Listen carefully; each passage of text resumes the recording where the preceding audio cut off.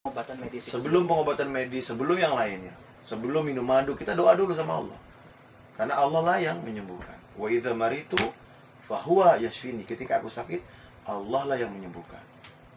Baik. Baru ke dokter, baru ke tukang urut dan seterusnya. Baik.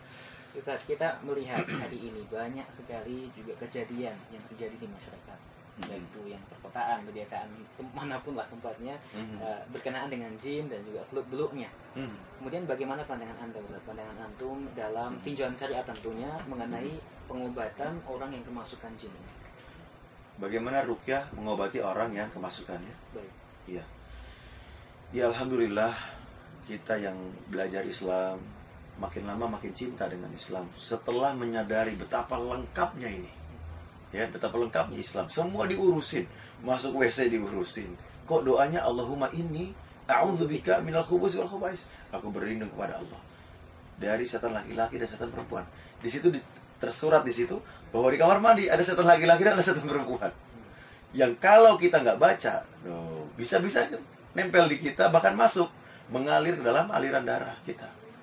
Nah, dalam Al-Quran dijelaskan, wa may ya'shu an dzikrir rahman nuqayyid lahu syaitanan fahuwa lahu qarin.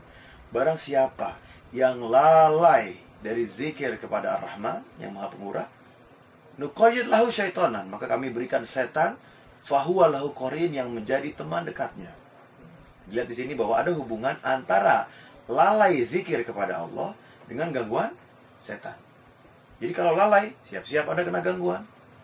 Dan dijelaskan di ayat yang lain, fazkurullaha zikron katsira. Hendaknya kalian maka zikirlah dengan zikir yang sangat banyak. Jadi nggak ada puas-puasnya zikir. Kalau sampai lalai, hati-hati karena ada setan yang mengintai. Nah, ruqyah adalah zikir kepada Allah.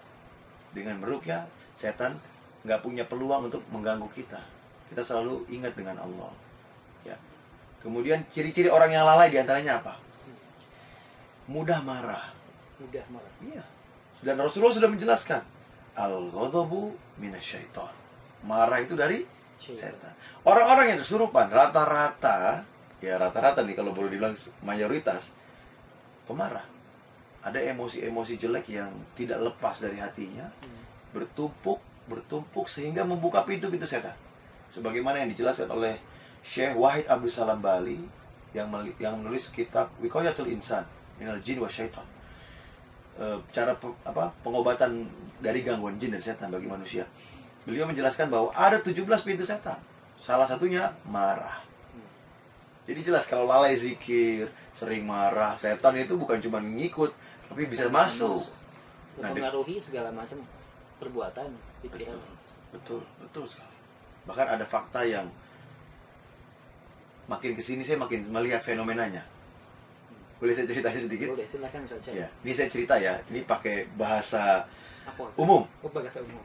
Bukan bahasa planet, bukan. Bukan bahasa Jawa ya? Bukan, saya nggak bisa bahasa Jawa.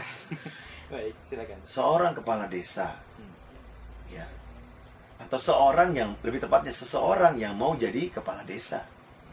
Beliau mengimpikan, saya kalau jadi kepala desa ini, saya bisa pegang proyek ini, saya pegang dana bantuan ini, saya bisa kuasai tanah ini, saya bisa begini dan bisa begitu, bisa terkenal, bisa mungkin punya istri banyak, mungkin pikirannya seperti itu. Karena dengan kekuasaan, orang ini merasa bisa mendapatkan harta tahta wanita. Akhirnya karena syahwat, karena desire, karena keserakahan dia pengen jadi kepala desa, dia datanglah ke dukun. Ya kan? Ini yang fenomena yang sering terjadi di mana-mana. Dari dukun tentu dikasih syarat-syarat. Oh, kamu mau jadi kepala desa? Bisa.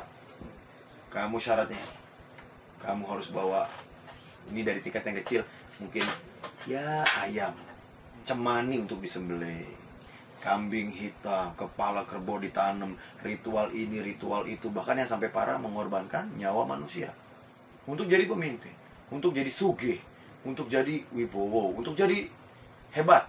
Butuh syarat-syarat yang biasanya menyelisihi syariat. Lihat, karena kerjasamanya sama dukun. Yang dukun itu adalah kekasihnya syaitan, aulia syaitan. Akhirnya dipenuhilah, mengorbankan, kadang-kadang mengorbankan hartanya, jual ini, jual itu, jual diri, jual akidah, semua dikorbankan untuk memenuhi syahwatnya, ingin jadi kepala desa. Ya, betapa di gunung ini mandi air kembang, di sini bersemedi di goa ini, dilakukan semua, yang penting jadi kepala desa. Akhirnya jadilah dia dengan izin Allah tentunya. Lihat, pada saat beliau orang ini, kepala desa ini ke dukun, itu sudah menempuh pertemanan dengan setan. Dikasih syarat-syarat yang biasanya syarat-syaratnya penuh dengan kekufuran, itu sama dengan melakukan ritual-ritual kesyirikan.